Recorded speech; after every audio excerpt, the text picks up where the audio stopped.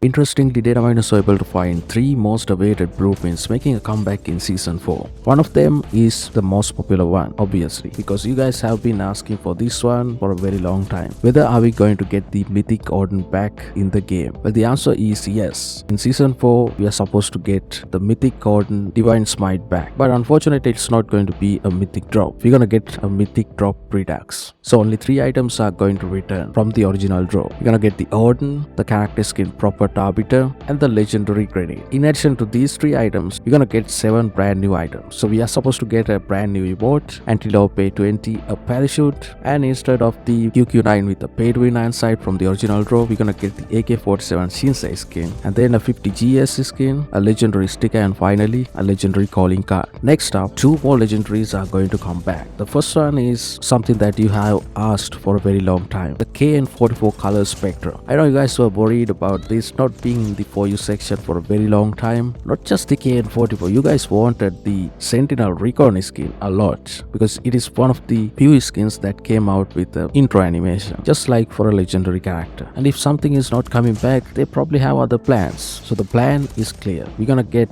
KN44 color spectrum, the Sentinel Recon, and in the same draw, we're gonna get the GKS Tactical Unicorn back in the game in Season 4. Even I don't have the GKS Tactical Unicorn. I missed it. So finally I can complete the collection. It's also very interesting that the GKS Tactical Unicorn comes out with an odd of 1.25%. I really thought it's going to be the main reward, but it's not. And all the other items were from the KN44 draw. Can't believe we are actually going to get it back because I thought the GKS is never going to come back. Are you happy that the GKS Tactical Unicorn is back? Let me know what you think in the comment section. So those are some returning blueprints. Let's also take a look at the contents of the legendary Monterey Lucky draw. As I predicted, it's going to be aquatic themed as the name of the draw itself is aquatic draw. In this draw we're gonna get the legendary Monterey, a legendary Sicko, the brand new full auto pistol we are supposed to get in Season 4, a legendary calling card, and a legendary spray. In addition to these 4 items, we're gonna get an epic muscle car, a concussion grenade, wingsuit, an emote, a Creek 6 skin, which I'm very interested to find out whether it has a custom inside, and finally a FHJ. We will also get a legendary SKS in next season. Probably it is blood themed. And in this we're gonna get a legendary calling card, a legendary charm, motorcycle. The character skin is still unknown, but many believe it's going to be a new Tempest skin. Then we're gonna get an ICR, cluster grenade, parachute, an emote, finally a knife skin. If you're worried about what guns will be good in Season 4, Leakers on Duty posted the Chinese test server patch notes. According to these, not every change here is going to apply in Season 4, but clearly some of them will. For an example, we're gonna get a Creek 6 nerf.